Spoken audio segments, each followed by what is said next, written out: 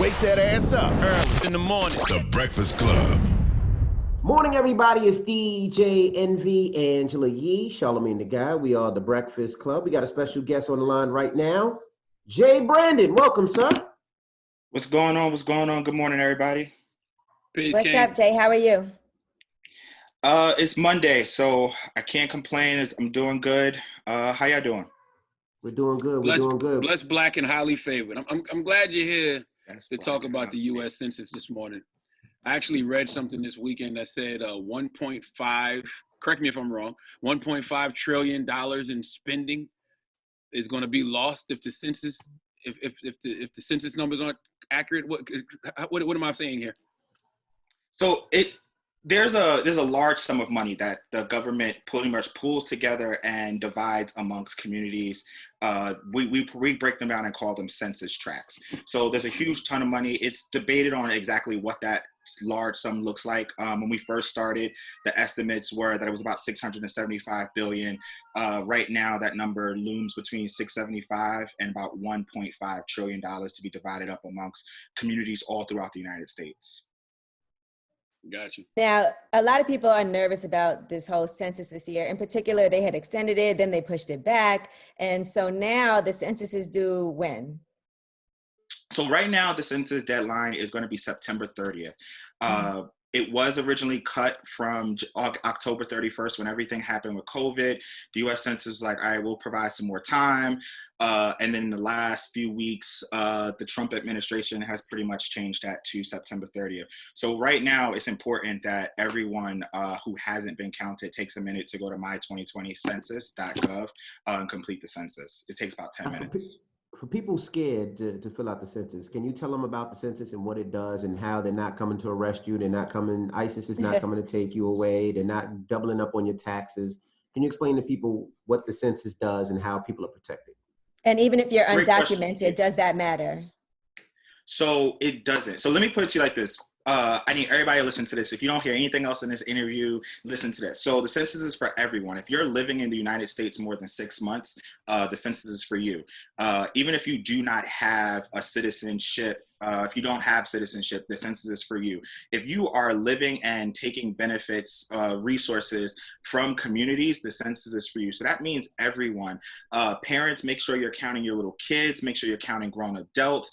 The men that live in your house, the women that live there, the teens, the grandparents. The census is a count of everyone living here. It happens every 10 years. And simply put, it's about benefits and resources being properly funded in your community and the fair representation of the citizens that live in that community.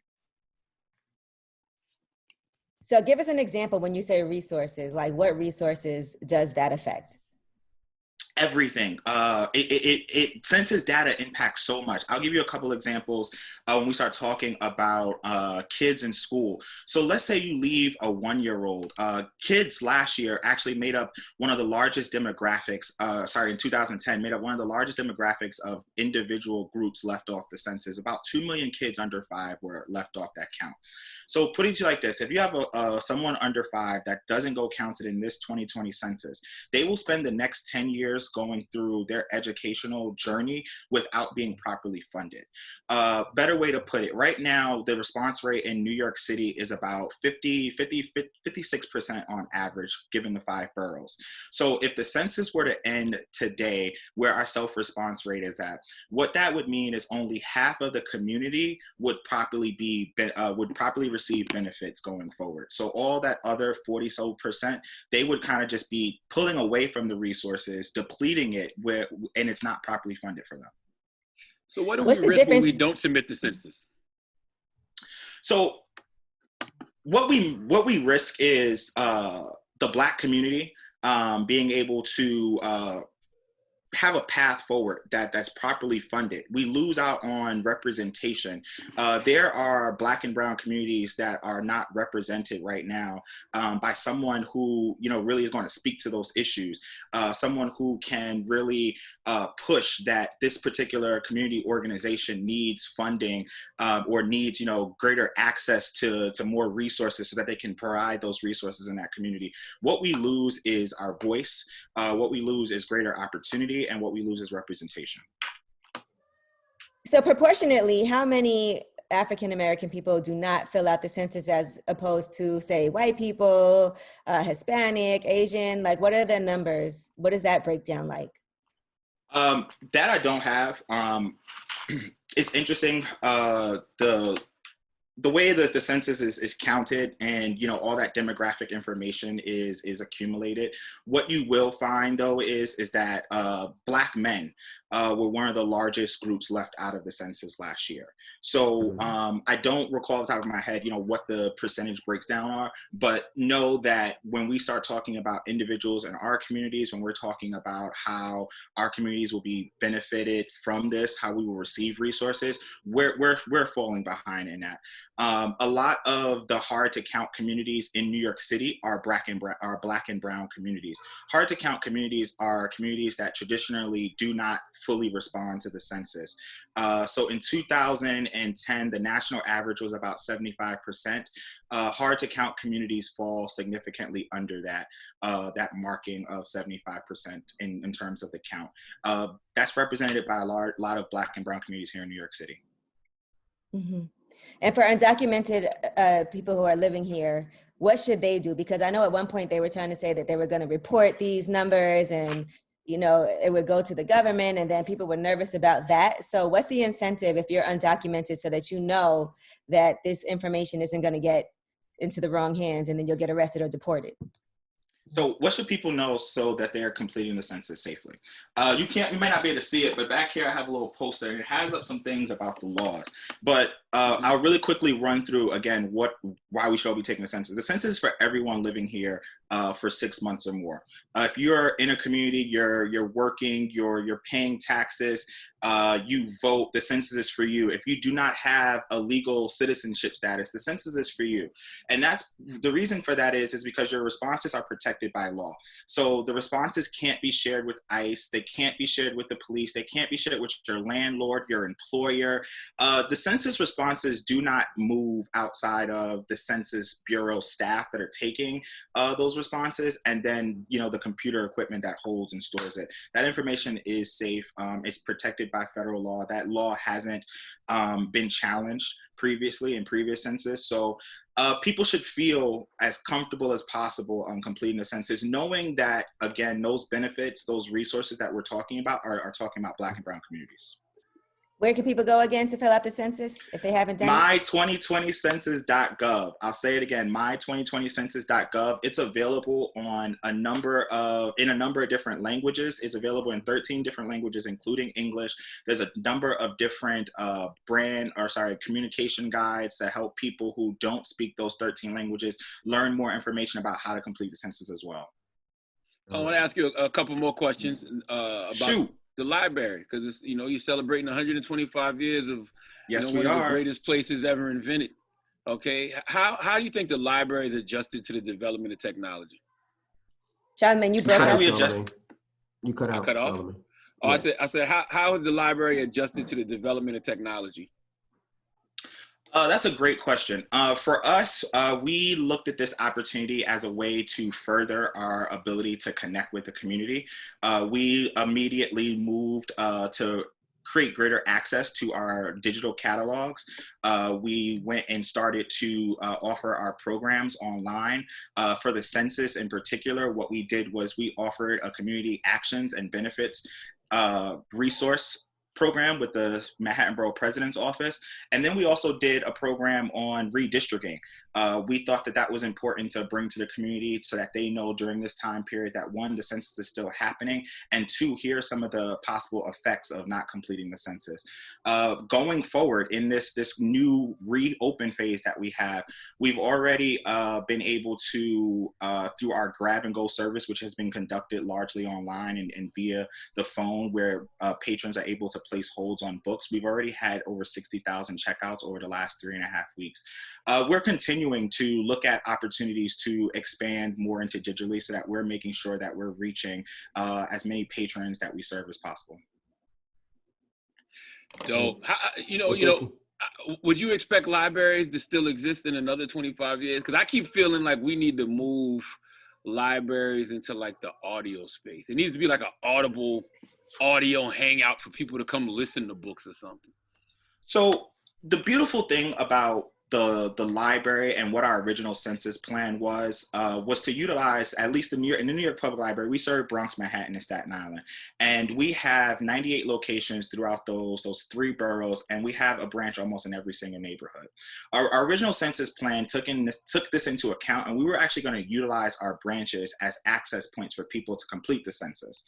The beautiful thing is that people don't just come to the library building and the branch just to take out books. There's a lot more that happens in that space. We have trained library staff that are there to answer questions, provide factual information, be the resource and the interaction that people need in that community. The next 25 years, I think the library will still be around. Part of my job is community partnerships. And in that role, or in this project of working on the census, I've looked to expand our community partnerships and work with different CBOs that are in our neighborhoods. And the goal here is to ensure that we have that longevity, that we have deeper roots into the community. We've been working with a ton of organizations during this census period to do that. Elected officials, community organizations such as Uptown Grand Central, the HBCU Hub, which we've been working with, Assembly members, Assembly member Yuleen New, we've worked with to make sure that we are expanding who we're talking to, who we're connecting with, and ensuring that they know that the library is available for them.